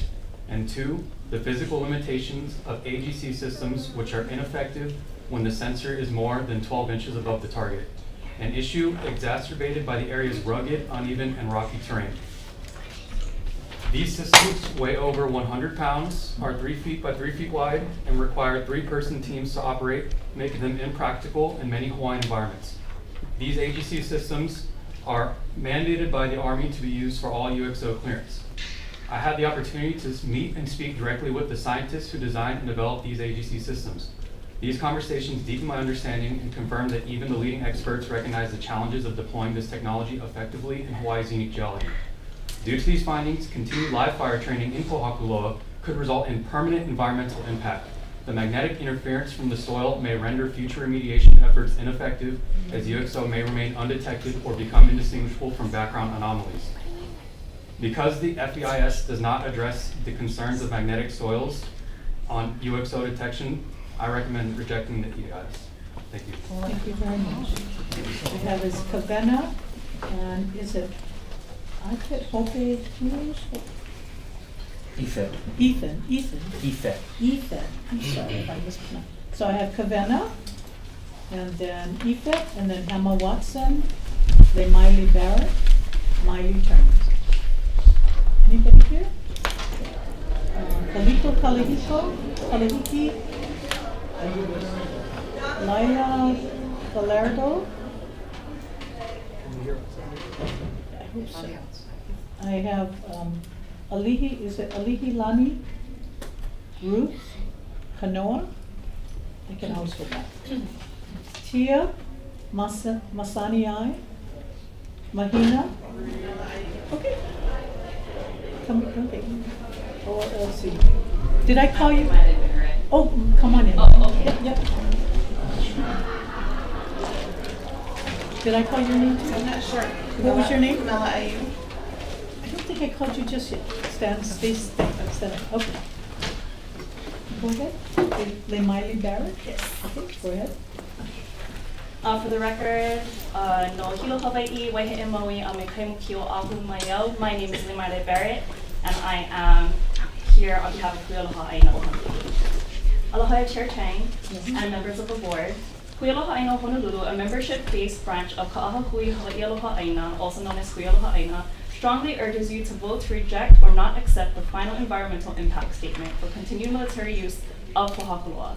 We reject this FEIS and oppose any new lease or retention by the U.S. Army for Pōhakuloa training area. As a ALOHA ＡINA branch based on Oahu, we speak from direct experience of what happens when the U.S. military is not held accountable. In 2021, the U.S. Navy's fuel storage facility at Red Hill contaminated Oahu's drinking water with 20,000 gallons of jet fuel, sickening hundreds, forcing families from their homes, and threatening our island's most critical aquifer. Despite clear evidence, the military denied, downplayed, and delayed at every step. They still haven't taken full responsibility or completed the cleanup. This is not ancient history. It is still happening. Pōhakuloa is Red Hill in slow motion. Toxic contamination, no accountability, and refusal to tell the truth or clean it up. The same arrogance, secrecy, and violence toward our Aina and people are present here too. We will not let it happen again. Pōhakuloa is Hawaiian national land seized under illegal occupation and bombed without consent. It is not a training ground. It is not the armies to destroy. Enough is enough. We urge the board to reject this FEIS and oppose the retention of Pōhakuloa by the U.S. Army. Hawaii deserves better than military occupation disguised as stewardship. Ua lehu lehu a mano mano ka ikena ka Hawaii. We know the truth. Me ka oia i'o, hui aloha āina o Honolulu. Mahalo. I have, is it Tia, Masaniai, Mahina, Mariko, and Sonia. I'll call them. Oh. Tia, you guys are Oh, I see. Okay. Yeah, that's my next name. Yeah. I'm gonna stick to the EIS. So, did I call your names? I'm sorry, you cannot hear me outside. No, cannot. Oh, I'm You so said the sorry. name again, Okay, so why don't, so we're gonna make copies and then I'll put those out, Got but it. please go ahead. Yeah, hi. If you can identify yourself? I'm Ifit Happy Cruz, and I'm a part of the ALOHA ＡINA. I'm a member of the ALOHA ＡINA branch in Honolulu. And I will be sharing my plea that you guys reject this this EIS, this final EIS. There's just an overwhelming amount of evidence that it's insufficient, whether it be that the last survey of air quality was done in 2007, whether it be that only the primary forms of mitigation, the two primary forms of mitigation that they're offering are the cultural accesses and the wildfire prevention. I think this is it's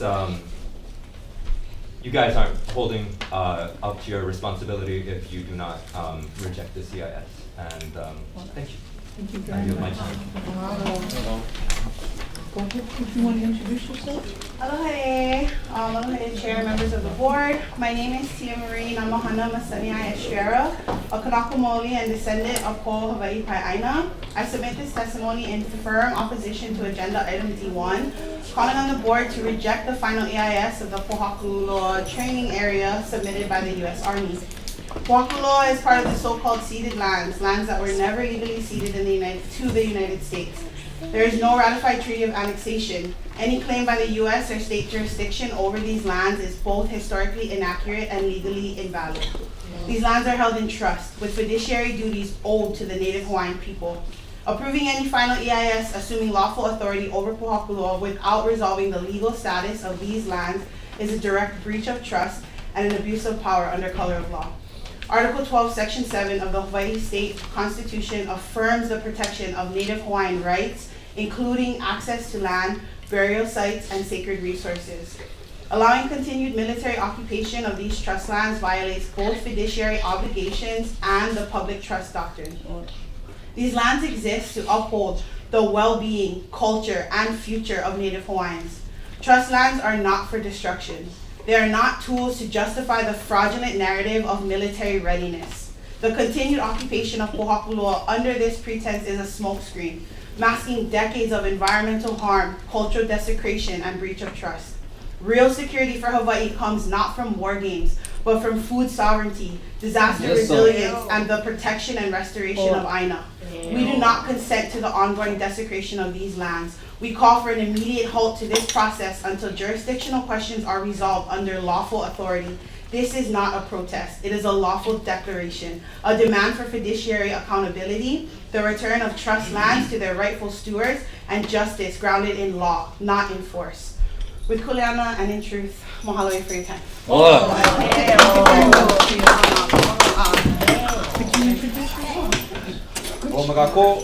name is Hema Watson. I live in Kaimuki and I'm from Honolulu. I'm a member of ALOHA ＡINA of Honolulu. I come here today to strongly urge the BLNR to reject the Army's FEIS. In 2021, I was there in Hawaii at Honolulu when the military began using artillery shells. And I saw it with my own eyes. I felt it in the earth. I heard it with my ears. And I saw smoke rising. That day we left only 30 minutes before a brush fire caused by their artillery closed Saddle Road. If we were any later, we would have been stuck on the other side of Hawaii. All that to say, the US military does not have sufficient measures to mitigate or control these fires that they start, and each time they begin one, they put federal and state firefighters, they put their lives on risk. The US military has started over 1,000 fires in Pōhakuloa from 1974 to the present day. And their fires risk pushing the palila bird, which is endemic to Mauna Kea, to extinction. And they acknowledge this inside their EIS. But what do they ask for? They ask to use more conservation land for training. The EIS is entirely insufficient and should be rejected by the board. Honolulu. Thank you very much, Emma. Do I have anybody else here? I've called Miley Turner, Kaliko Kalahiki, Lai. Mali. Okay, go ahead. Aloha members of the board. My name is Malia and I'm a member of ALOHA ＡINA of Honolulu. I'm here in strong opposition to the document proposed by the U.S. Army as their idea of a final environmental impact statement. I urge you to protect the AINA, honor your duty, and reject this FEIS. This document was created by the U.S. Army with the specific goal of retaining approximately 23,000 acres of stolen Hawaiian land at Pōhakuloa.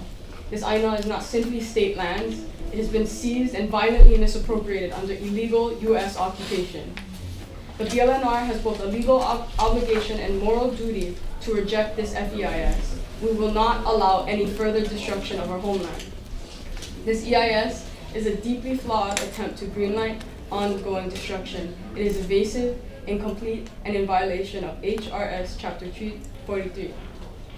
Reject this EIS, protect AINA, honor your duty. As members of BLNR, you would be neglecting your responsibilities. You would be debasing yourselves by accepting an EIS that fails to inform, fails to mitigate, and fails to protect on all fronts. The U.S. Army has for over 75 years proved itself unworthy of being at Pōhakuloa. You have the responsibility to say enough. Reject this EIS. Refuse to rubber stamp desecration. Stand for Pōhakuloa, for Hawaii, and for future generations. Thank you very much.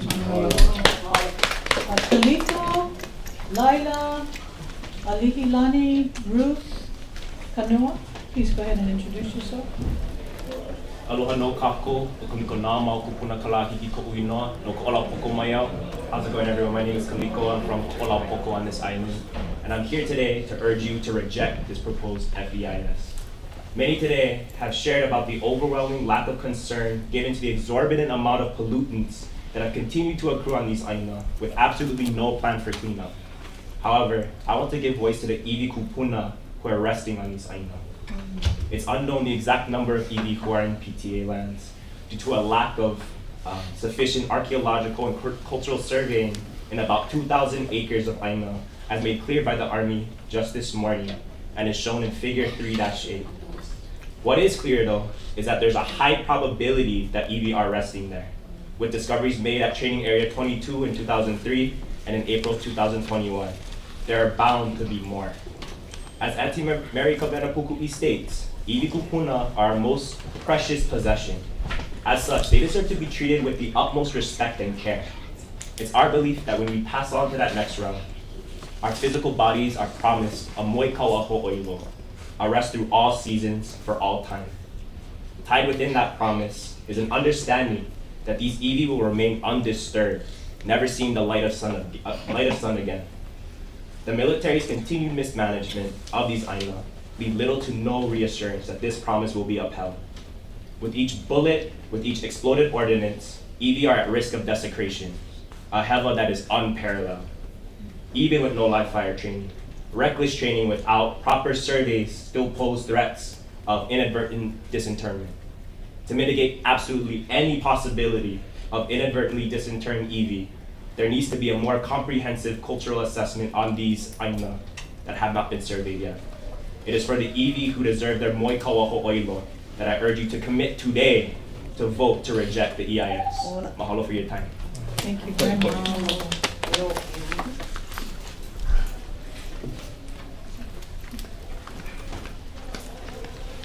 My name is Layla Marie Gallardo. I'm a youth organizer with Hawaii Peace and Justice. I'm here to urge you to reject the U.S. Army's final environmental impact statement. Because Kanaka Maoli lands have been stolen, militarized, poisoned, and have been paved over in the name of profit and power, and this is unacceptable. At Pōhakuloa, the Army seeks to hold onto sacred lands it has bombed, burned, and desecrated for decades. And as a community member and resident of Hawaii, I'm deeply concerned with the neglect that the community was given in the United States Army final environmental impact statement, a goal in which is to foster public engagement and transparency.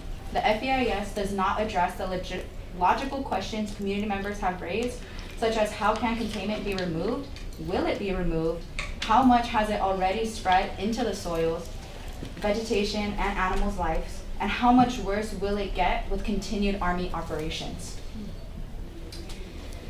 Testimony on the staff submittal regarding Pōhakuloa on item D2 on April 12, 2004, the BLNR agenda, you, Ms.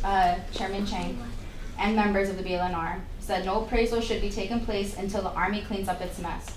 Fair market value cannot be determined until after the Army complies with the lease, and the lease provides in part that the USA shall make every reasonable effort to remove or deactivate all live or blank ammunition upon completion of training exercises, or prior to entry by said public, whichever is sooner.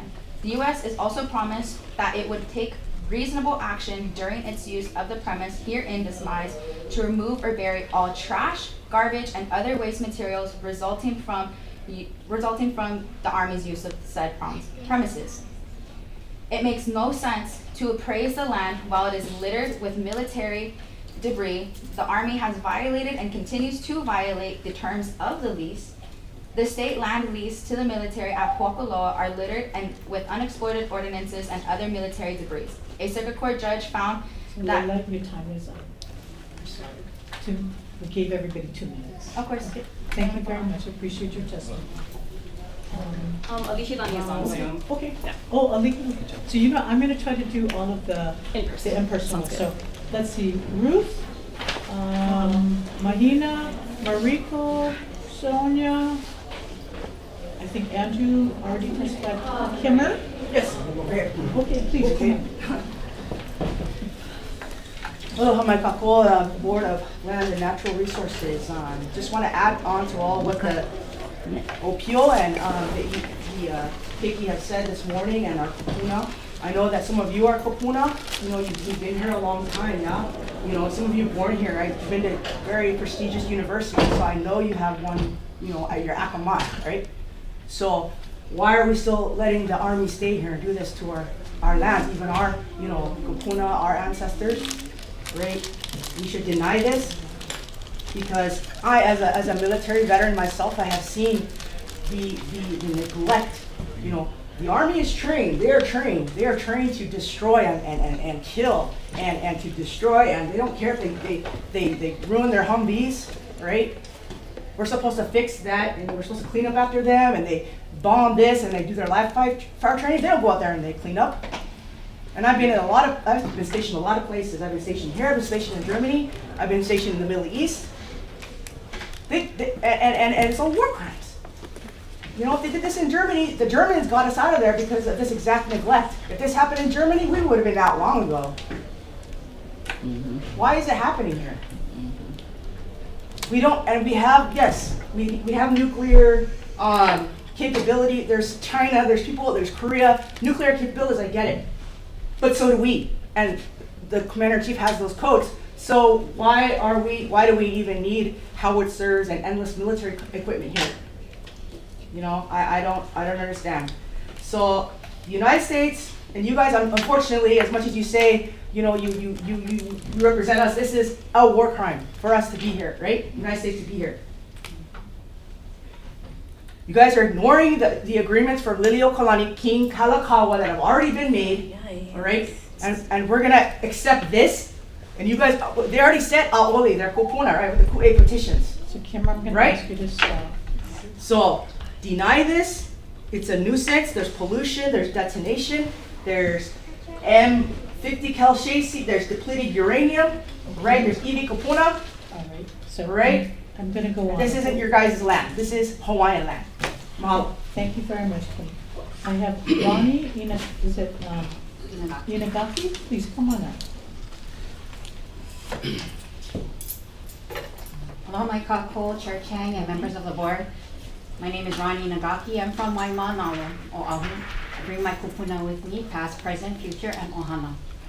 This oral testimony is in addition to my written already. I already submitted a written testimony. I urge you to reject the Army's final EIS for Pōhakuloa. The EIS is both legally and substantially inadequate, and approving it would violate the board's fiduciary duties to the land, Native Hawaiian beneficiaries, and the public.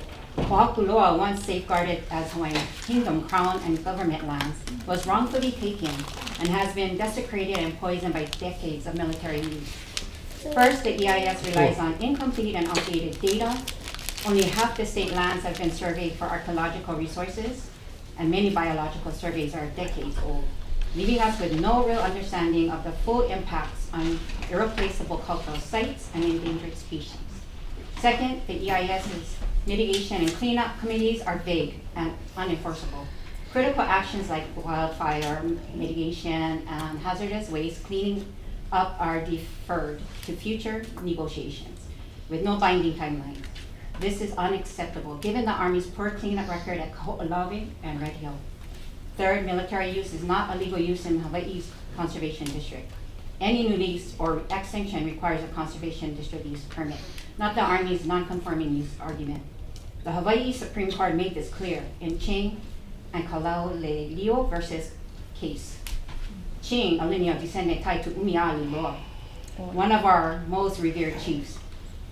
You have constitutional and fiduciary obligations to Malama Aina. Pōhakuloa is not expandable. Please do not renew this lease. Stand with the Aina and the people of Hawaii.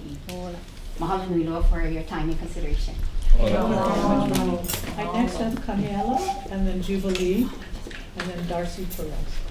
Sharon, could we maybe take a break? Yeah. With the KP, Kaniela, would you be okay with that? And then take a break.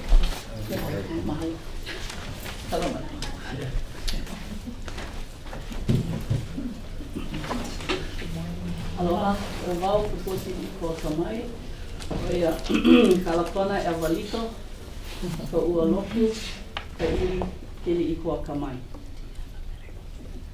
Mahalo for having us. Mahalo for reading the documents. Mahalo for reading the comments from the staff. The mana'o from the public.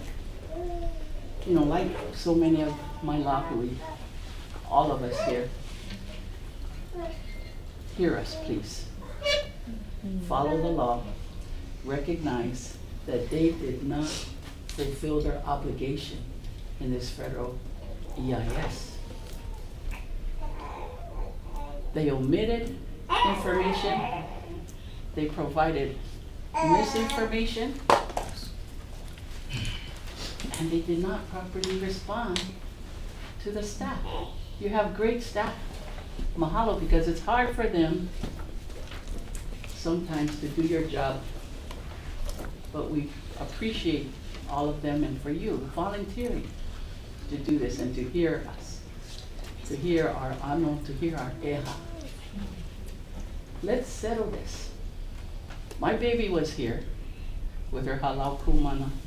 Actually, they weren't here that day, but she was here and she rose up. I didn't expect her to rise up and to speak, but that's what our people are learning.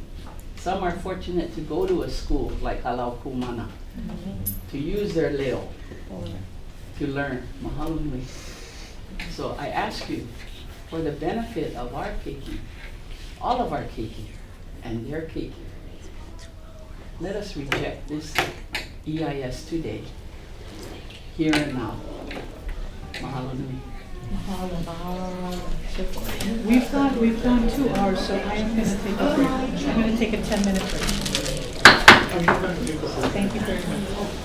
Yeah, just want to let you know there's water and bentos outside. Oh. Did you want a water? No. Oh, no, you didn't.